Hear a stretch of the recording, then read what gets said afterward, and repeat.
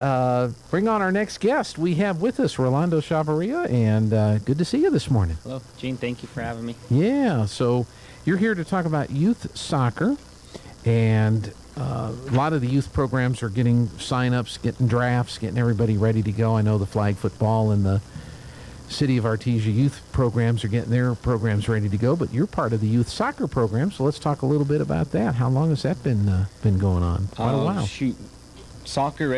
This year, soccer registration, we opened the first week of August. Registration will be open until midnight on the 31st, which I believe is a Wednesday. Mm-hmm. That's this Wednesday. It's going to be here pretty quick. We've had this youth soccer league in Artesia for longer than I can remember. I'm 30 years old, and I know it's at least been that old. So just trying to keep it alive and get kids signed up to hone their skills in and get better. Now, do you get to play out at the new soccer fields out at J.C. Park? Yes, sir. Last year was our first year. That facility is state-of-the-art, the best in New Mexico. So we're very blessed that we now get to play on that, and we're not having to worry about which gopher holes where and how deep we can fall down in there. So, or how many ankles get turned. There you go. Yes, sir. Stuff like that. Yep. Yeah, that's just a great facility, and can't wait till they add a few more things like right. concessions, bathrooms, we're and lights. On that hopefully soon. Yes, sir. Yeah, it's hopefully soon we can get that going. So, what age groups is the youth soccer program designed for? We have anywhere from 4 years old to 14 years old. They must be 4 years old as of August 31st, and I think it's the same way for the 14-year-olds. They can't be older than 14 as of August 31st. So we have a pretty big league right now. We have 402 kids registered so far. Wow! Last week we had a meeting. We only had 100. So in really about a week's up. time, we've got 100. Yes, sir. So our normal goal is 500. We normally carry about 500, a little bit more. So we're almost there. Is it broken down boys, girls, or does everybody play within that age group? Yeah, so we base that off our numbers. We try to have boys and girls in both divisions, anywhere from, so it's U5, U6, all the way up to U15.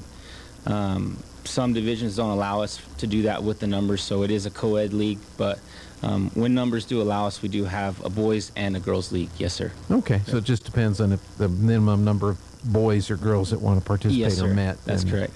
Of course, at the younger ages, it probably doesn't matter, boys or girls. There's not an issue. There's tons of those kids that sign up, so we do get to put a boys and a girls league for them. Yes, sir. Yeah, it's pretty exciting. Do they get uniforms, or do they have to get their own uniforms? So our registration fee this year is $60 per child. 23 of that fee goes to the state for insurance and office fees. And then we use the $37. This year we're doing something different. The jersey price is included in that price. If you signed up previously, we have a separate jersey fee, and we sell it's just a regular blank orange, and it's reversible white.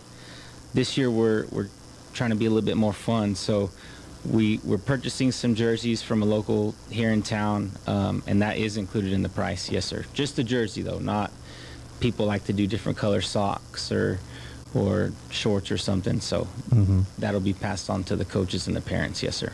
So with the turf that's out there, what kind of shoes do the kids so they can still wear their cleats.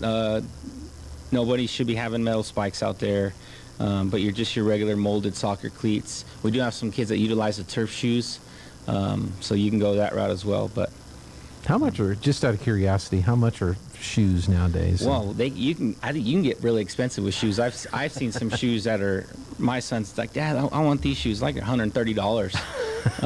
But you're still looking at $60-70. Yeah. I'm sure you can find some for 50 or some hand-me-downs somewhere. So now look for the hand-me-downs. Yeah, yes, sir. Especially at that age, they're going to use them one season and then they're going to grow out of them, and so maybe grandma or grandpa or uncle or somebody's got some shoes laying around. Shoes that you could reuse, because I bet they're still good after 2, 3, 4 years. Oh, sure, yes, sir. Yeah, I know.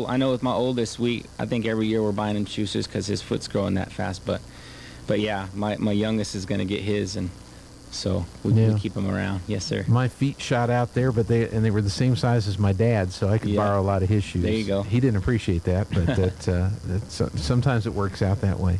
So what does it cost? What is the registration fee? $60. $60 per kid. Yes, sir. And like I said, the jersey cost is associated in that. We do have to pay the state a fee to get everybody covered with insurance. That's $23. So we're left with $37. And we pay our referees. We have referees. We pay them. And we purchased nets and goals last year, but we don't have to do that this year. We're purchasing some field maintenance things we got to do around there. So yes, sir. Okay, that sounds pretty exciting. And then how long is the season, if you will? Right. So we have our opening day set for September 24th. All of our games are played on Saturdays, so that'll be a Saturday. They'll have already practiced for a couple of weeks, we hope, up to that point, and then I think we plan on closing on November 19th. Okay. So we try to squeeze it in there. We try to get done right before Thanksgiving. We know hunting season's at that time too, so we do get a lot of people to miss. Probably a lot of coaches. Right, yes, sir, yeah. And then we have, football's going on right now, so we do have those kids that are kind of waiting, and we'll miss them for the first couple weeks just because of football, and then basketball's at the latter end of our season. So we got to try to squeeze it in there and give these kids a nice season anyway, good enough time to play. Yes, sir. Yeah. How are the teams selected then? Do you have some kind of a draft, or is it just a random placement on teams? So for the younger kids, I think U5 and U6, we do we allow them to request a coach.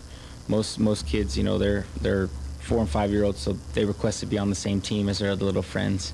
But the older divisions is a draft. Yes, sir. The coaches will meet in a room and get to see who's first pick and who's last pick, and then pick their teams off of that. Yes, sir. It has to be kind of interesting, that whole process. They're pretty interesting. Yes, sir. Oh yeah. We ought to do it like the NFL draft, We ought to put them on the clock. Put them on the clock, and there we go. Sometimes we have to hurry the guys up, but no, it's all fun. It ends up working out. That's right. So at the end, are there champions, trophies? We don't. We're strictly a rec league. Gotcha. A long time ago, we did give out medals and stuff for first, second place. And I think at one year, everybody that participated got a medal. That runs pretty expensive nowadays. I bet. So, no, we don't do anything like that. We're planning this year on having kind of a end-of-the-year round robin or tournament, if you will, just to get some folks out there and just to see the facility as well, try to raise some money for the foundations that are putting that on and help them out. So, but we don't specifically have, first, second place. Gotcha. So, well, and they are the younger kids, so they're just. I'm sure there's some parents and some coaches that keep that in the notebook by themselves, but yeah, we don't do that as a league. Yes, sir. How helpful has this been to, say, the high school soccer programs or the programs in the school system itself? Do you ever get a chance to work with Coach Trenum and Coach Jowers? Not specifically. I know Coach Carrie Jowers is our referee coordinator, and that's Coach Jowers' wife. So we actually they help us out a lot. They provide some referees for us. The kids, they get paid to do it, so they'll come over here, they'll help out. I know. So 14's a cutoff age, and I think that's right, 7th, 8th grade. So we're just trying to get some more kids that are older, because I know it drops off. I know with baseball specifically, that number drops off. So there's some kids that end up taking a year or two off, and that's not helping our high school programs. But we're just trying to do the best we can to give these kids a league. Mm-hmm. But we plan hopefully in the future to get some things rolling and work more so with the high school programs, getting some fundraisers going or maybe some skills camps going out there. So yeah. Yes. Now, as far as fans or parents that come out to watch the games, you said they're on Saturdays. Is there admission into the complex, or there is no admission? Mm-hmm. No, sir. Not for the regular season. There's the new turf out there, the new facility, so we just ask that they're mindful of the rules. No pets allowed, and make sure there's no umbrellas getting staked into the ground or chairs that can probably puncture the turf. So certain things like that. No sunflower seeds. That's a big one. I see that quite often. Yeah, sunflower seeds and gum. You'll walk around but there is no admission to the park. No, sir. Okay, so folks can bring the appropriate lawn chairs and come on out and just watch. And how is it structured? Are there multiple fields, and so there's multiple games going on at the same time? There's multiple fields. I think we have, and I'm going to be wrong on this, but I think there's 13 fields out there. Oh my goodness. And there's a bunch. I know there's that. Quite a bit. Yes, Yeah. sir. So we have games going anywhere from, I think we start at 9 o'clock to around noon or 1 o'clock. So there's games going all morning and multiple fields at the same time. So Yeah. it's a neat little sight on Saturdays. There's quite a bit of people that enjoy the game of soccer. So you'll see a bunch of family members and a bunch of kiddos running around out there. Yes, sir. Yeah. I'm still trying to grasp the offsides Right. rule. Yeah. That's a different one. It's different for soccer. Yeah. It's okay in basketball, but Right. don't you dare get ahead of No. the defense in soccer. sir. That's a no-no. So is it all online registration then? Is that where you go? It's all online registration. We have a Facebook page for those Facebook users. It's Artesia Youth Soccer Association. You can find our link there. The flyer, you have a flyer, and I do as well, but it's a pretty long website to kind of say and remember. But if you Google, I just did this on the way here. If you Google Artesia Youth Soccer, the first link that pops up is our link. It says Artesia Youth Soccer Association at Sports Connect. You'll click it, it'll pop up. You'll see a picture of the turf facility, our typical orange colors. So you can access it on Facebook, Google that site. Artesia Youth Soccer? Artesia Youth Soccer, yes, sir. And we have a flyer floating around. I believe we've sent it to the schools so they can get it out to the kids. We did post it on Facebook. But you can put all your information in for the kids that you're going to sign up. Yes, sir. And Yeah, then, all online. And then Yep. it gives you a total, and Sure. then you pay online. And Yep. And you'll get an email. You'll get a confirmation email with some information on it, but strictly online. We used to have a couple in person, but we no longer do that. So it's a lot easier just kind of letting the computer handle it, so we can just print off the forms. Now you got a database too. There you go. Yes, sir. All the kids and contact info and all that good stuff. That's correct. Yeah, we're headed that way where everything's online. I was told Friday night at the Hobbs all the ticket sales were online if you wanted to go to the football game. Yeah, I saw that. I did that for the CrossFit game. I was like, oh, this is pretty neat. Yeah. Well, and at least with Artesia, it's you print out your ticket when Right. you're done, right? Yep. So you actually have a physical printed out Yeah, ticket. or you can. I had mine scanned, I think, on the phone. So Which works too. Yes, sir. Yeah. Some of the other services that are out there, you can't do the Right. printout thing, and Yeah. I just think there's a lot of folks that love being able to have that physical piece of Right. paper in their hand. But you're right, for signing up for things like this, you get all the kids' information in, you get everything that's required so that it's all in a database. And yeah, and it's very helpful to me. I'm the registrar, so once, I think 2 years ago, we were still doing paper, and you still have to take the paper and input all that information to the computer. So just kind of double dipping and making you work a little harder. So yeah, this what's some is of a the lot easier. basic info that parents need to have ready to go when they go sign up their kids? So you need, obviously, first, last name, a valid email address, and a valid phone number. That's how the kids will be contacted by the coaches once they're put on teams. I think we have a box for shirt size, and then it would be emergency contact information. There's some waivers and birth certificates. We try to prove that the kid is a certain age. So a birth So how do you do that certificate. online? Is that You can upload an image. Okay. Yeah, you'll be able to upload an image. If people are having trouble, we just have them bring it to us on the first day, or send a picture of it And in. then you'll do so a we can have it. verification. Yes, sir. Yeah. So we can verify it. But that's pretty much the basic information. There's some volunteer forms on there if you're interested in being a coach or a referee or something You need like some? that. Need We some do. coaches Yeah, there? we always definitely need coaches. If you're interested in refereeing, if you ever reffed before, we do pay you. Like I said, it's only on Saturdays. You can email. Our email address is artesiasoccer@gmail.com, or you can text. And her phone's always blowing up.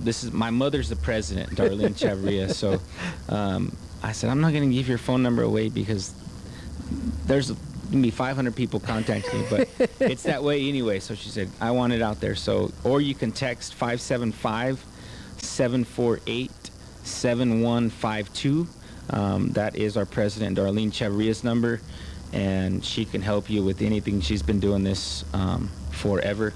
And she's as far as you know, she's kind of that's all I know is it's been forever. So that's all right.